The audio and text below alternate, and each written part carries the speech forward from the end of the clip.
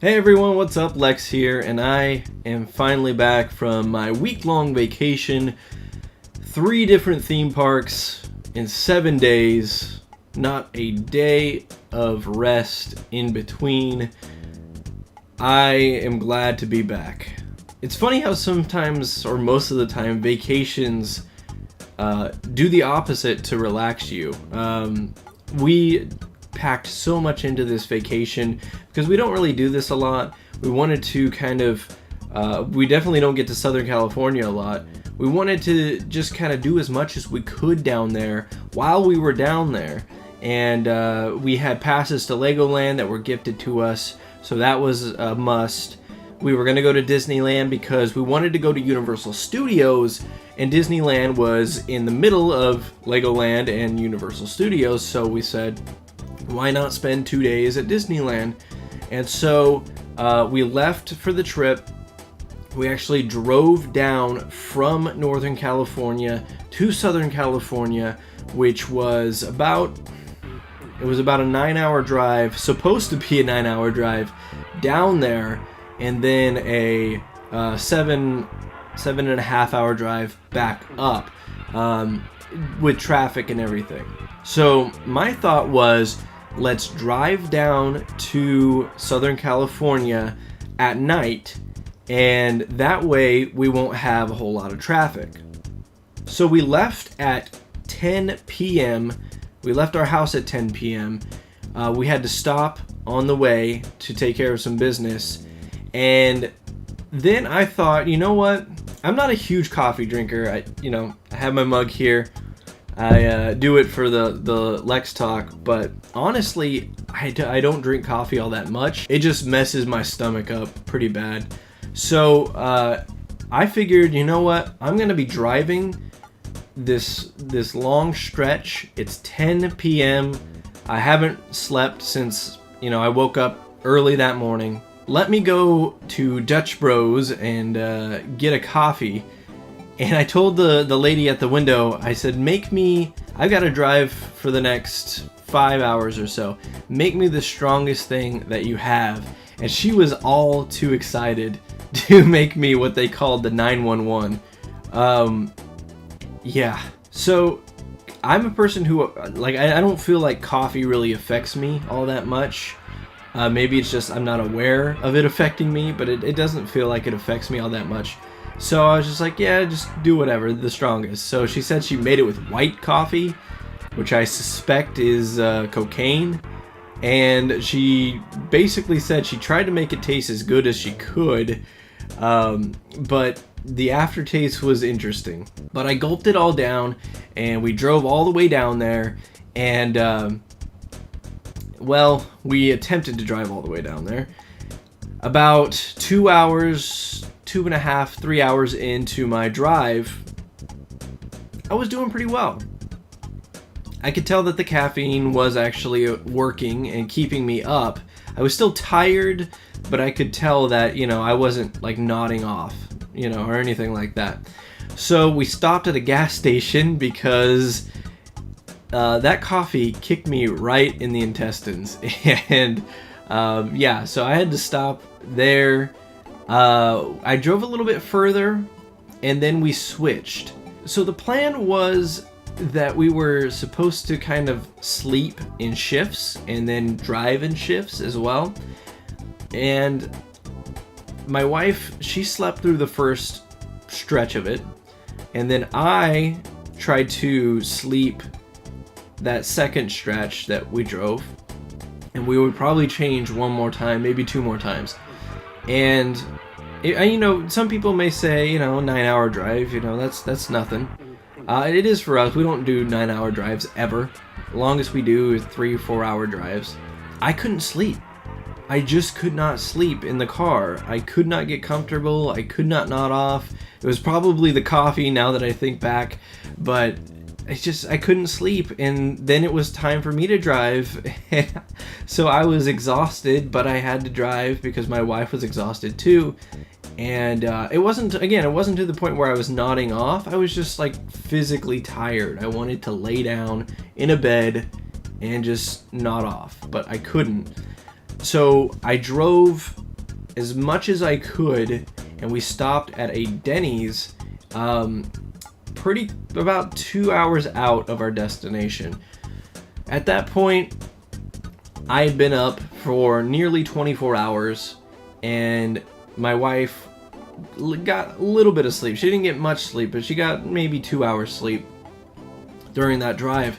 And so she said, I'll take the rest of the stretch, which, you know, thank you to her, because I probably couldn't have made it.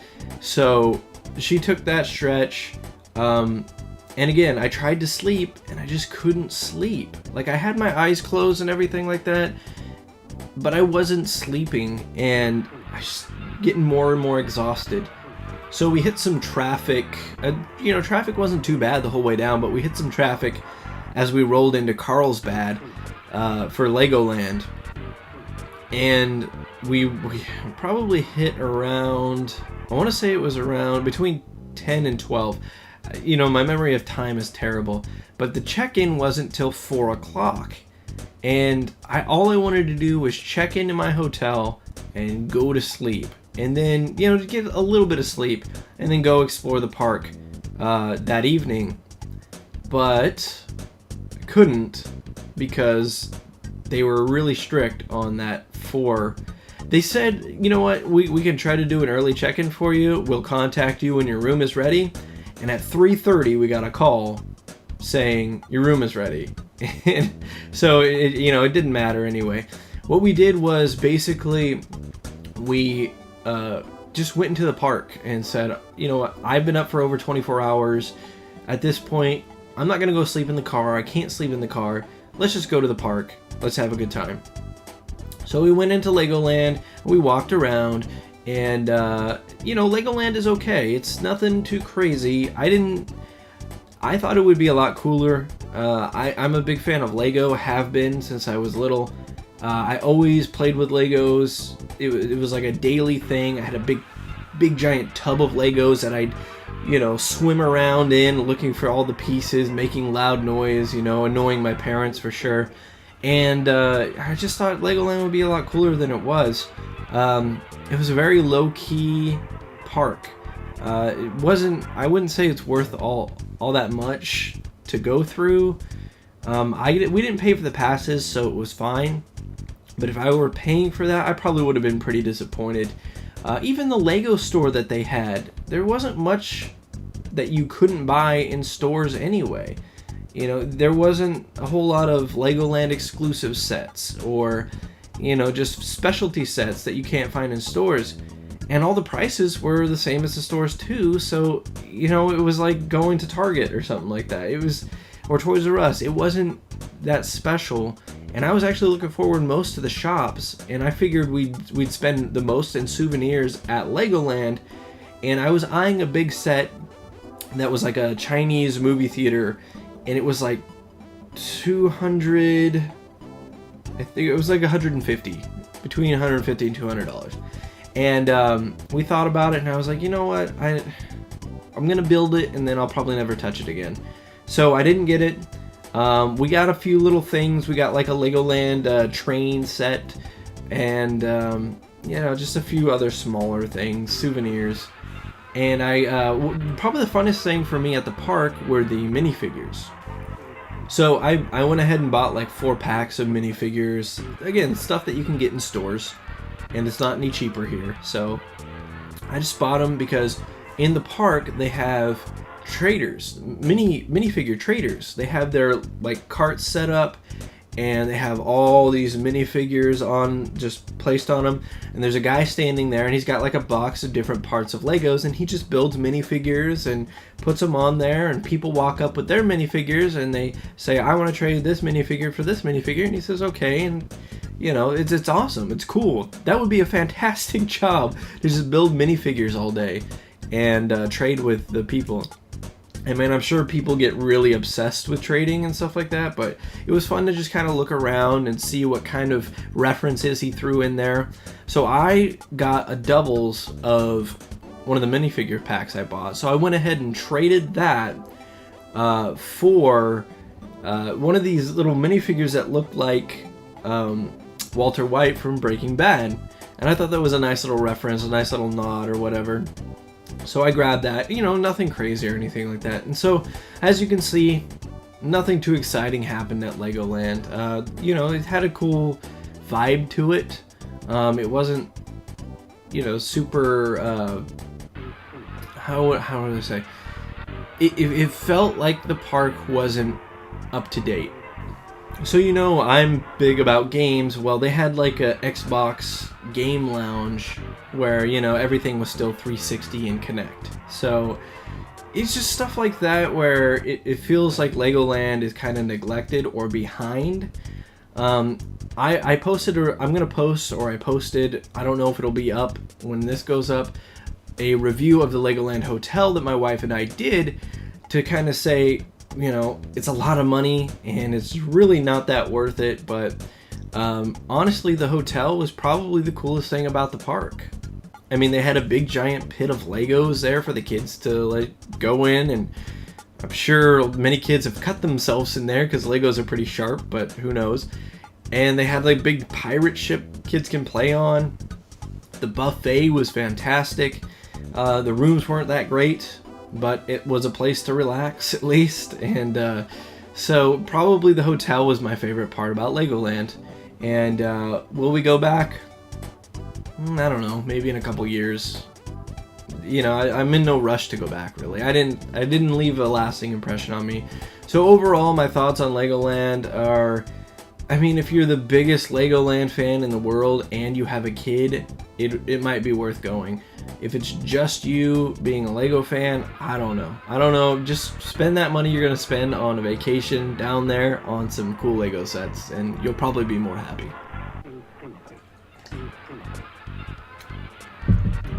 So after a couple days at Legoland, we drove to Anaheim and went to Disneyland. Now Anaheim is pretty much right in the middle of Carlsbad, where Legoland is, and Burbank, where Universal Studios is. And so we thought we'd stop there, stay a few days, and do Disneyland. Now we've been to Disneyland before, but it was with our extended family, so it was kind of one of those things where they were showing us the park, and we didn't really get to explore all that much on our own. So now that we knew the park a little bit better, we could go on our own and just do what we wanted to do without having to worry about, oh, this person wants to go do this or this person wants to go do that.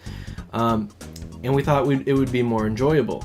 Unfortunately, what we didn't factor in is there might be a whole lot of people there, people having spring break, whatever it may be, because the park, the first day was in the 80s as far as like the occupancy. There's like some sort of index that shows you how full the park is, and in the second day in California Adventure it was like in the 90s. So it was so packed and there were so many people there. Walking around was just the biggest chore of all, and I felt like that really dampened our experience there. It was just so hard to move. There were so many people around. You were constantly bumping into people, nudging into people. The long lines were ridiculous, even for the simplest attractions. It's just, I don't know. It was okay. And I don't want to spend too much time on it because, you know, Disneyland is one of those things where I don't connect with Disneyland very much. I'm not a huge Disney guy, so automatically I'm kind of jaded towards Disney. I mean, I do like a few things here or there, and I do think some of the things at Disney and California Adventure are really cool, but overall it's just, you know, it was more for my son, and he had a good time, but at the same time we were just all tired, and there were, again, the people there. It was hard to get a meal because there were so many people there, and the meals aren't that great there anyway. So, and of course you're paying a ton, by the way. And again, just like last time, I think my favorite part of Disneyland was not being in Disneyland. It was the downtown Disney, where we went and ate at the ESPN zone, had great food. I got this 1 pound chili dog, and I gained so much weight on this trip. It's ridiculous. We kind of threw all dietary things out the door and just said, you know, we're going to have fun, we're going to eat whatever. And boy, did we. So, again, I don't want to spend too much time on Disneyland and California Adventure. I don't have to tell you yes or no as far as going to Disneyland. I'm pretty sure if you're a Disney fan, it's something you want to do. If you're not a Disney fan, then it's probably not going to be all that appealing to you. It's definitely appealing to an older generation, in my opinion. They don't have a whole lot of Pixar stuff there. The Pixar stuff they do have there is in California Adventure, and California Adventure is definitely the better of the two parks, in my opinion. But it just take a day to go to each one. I thought spending a day at each one was, perfect. It was fine.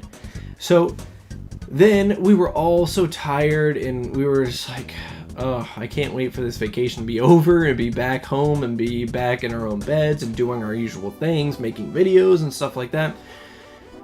And we got to Universal. We couldn't go to our hotel yet because it had a later check-in. And we're like, okay, we're going to go to Universal. We're going to spend the day there, and then we're going to go back to the hotel, kind of early, check in, get some good sleep, and then go to Universal early in the morning the next day. Now, we went mainly for the opening of the Wizarding World of Harry Potter. Now, I'm no Harry Potter fan, but my wife is a huge Harry Potter fan. And so this was, like last year I went to WrestleMania, and that was my big thing. This year was Wizarding World of Harry Potter, and this was like her big thing. So, and not to mention I'm a huge movie fan anyway, so Universal definitely appealed to me. The Wizarding World of Harry Potter was opening the next day, so we were going to be there for 3 days. We got there Wednesday. It was opening Thursday, and we were going to be there Friday as well.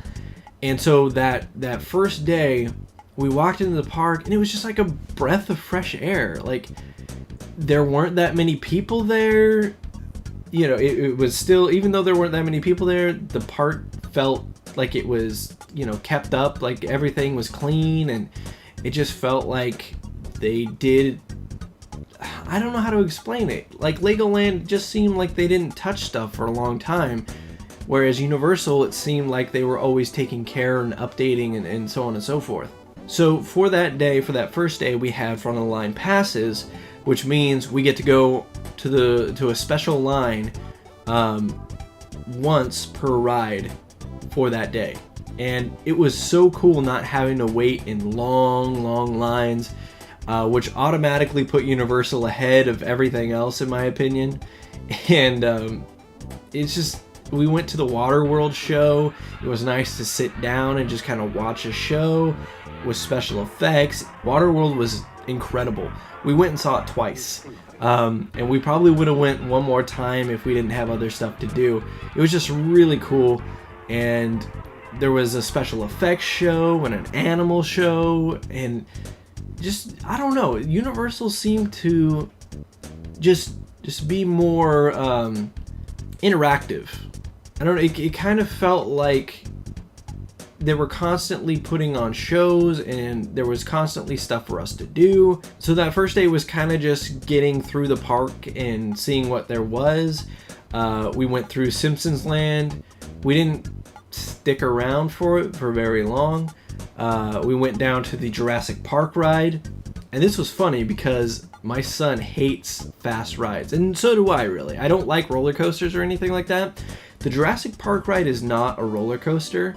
It's kind of like a water adventure, so Splash Mountain, something like that, where you go through this river, and yeah, it has dinosaurs that pop up, and some spit water at you, and there's splashing going on and stuff like that. My son hates to get wet, especially if it hits his eyes or something. So we were going through this, and water's flying at us, and I can see him kind of get irritated and whatnot. And what I knew, but my wife did not know, was that this was a drop. It was like an 80-foot drop, just going straight down. Well, not straight down, but going down a steep hill. And when the ride was going back up and pushing us up, I could kind of feel the tension with my son, and he kind of knew we were about to drop. And he kind of did like one of these fake ones and stuff. Oh man! And then it finally did the drop. And the picture it took of us was actually pretty funny. I don't think we got the picture. If we did, I'll put it up. But, you know, I was kind of, you know, my wife was just saying, she's like, my son was just like, he had this disappointed look on his face. Like, I can't believe my parents tricked me into doing this. And it's funny because after the ride, he kind of whined as we were getting out because there was like water in his face and stuff like that. As we got out, he was like kind of saying how fun it was. He's like, oh, it was fun, but that was scary. I was like, yeah, you want to go on it again? No, you guys aren't going to trick me again. This is a 6-year-old saying that his parents aren't going to trick him again. I don't know. I found it very funny. It was a very fun ride. We went back up, and I kind of went on some of the Simpsons. There's only one Simpsons ride, but I went through and looked at all this stuff. I'm not a huge Simpsons fan, but I am a fan. I used to watch it all the time. I need to go back through and watch every episode. But I think the only way to legally do that is to have a cable subscription, have FX Now. So, you know, we'll wait and see. Or to watch the DVDs or buy the digital stuff, but I don't want to spend that much money on it. Anyway. So we went on a couple other rides. We went back to the hotel, and we were just refreshed because it was so fun, and like this was our park. We really saved the best for last. Universal Studios was great. The next day, I told my wife, I said, Tasha, why don't you go ahead and go tomorrow by yourself in the morning when the Wizarding World of Harry Potter opens up, so you don't have to worry about us. You don't have to worry about, you know, our son whining or anything like that. Just go enjoy it. Him and I will sleep in because we really need the sleep. And she did, and it worked out so well. And she came back like middle of the day and got us, and we went back to the park, and we checked out Harry Potter's world or whatever. And we had dinner there, and we kind of experienced the whole area at night, which was really cool. Again, I'm not a Harry Potter fan, but the castle lit up at night and all the stores and stuff like that. It was really cool. Like, again, I don't like Harry Potter, but man, that was really cool. And I can only imagine if you're a fan of Harry Potter and all the different, you know, all the different references and stuff like that, it must have been really, really cool. And then we went back the third day. And with the third day, we went through City Walk, which is kind of like their downtown Disney, a bunch of shops, different restaurants, and stuff like that. We ate at the Hard Rock Cafe, which was okay. You know, it was good, but it was nothing to write home about. Went and saw Waterworld again, and some of the other shows. We took the studio tour, which was interesting because I bought a Homer Simpson sippy cup, which was like just this gigantic head of Homer Simpson filled with soda, and I drank that as we were waiting in line for the studio tour. Now the studio tour was like an hour long, and the wait was supposed to be like 50 minutes to get on the ride with the tour, and it ended up taking about 30 minutes or so. But just while we were on the tour, I had to use the bathroom so bad, and so did my son, that it was kind of hard to enjoy, but we still enjoyed it. It was very cool to look at all the backlot stuff, where they filmed movies before. They had some 3D rides as like the tram would pull into like this, I don't know, like this tunnel, and it would be this screen that was around us, and we would have 3D glasses on, and it would move the tram around and blow smoke and wind and you know, water and stuff like that, as this like King Kong is fighting these dinosaurs and stuff. And they had a Fast and Furious one too. It was just a really cool experience. I'd like to go again when we're not, you know, having to use the bathroom so bad. But so much stuff to do, and if you love movies, Universal Studios does such a good job of not just recalling the bigger movies, but showing some of the other movies as well. They had a special effects show where they did a horror segment, and they like, you know, cut some lady's hand with a knife, and just like different movie props and stuff like that. And even had like this, I don't even know what you would call it, but kind of this setup of horror icons, so Michael Myers and Chucky.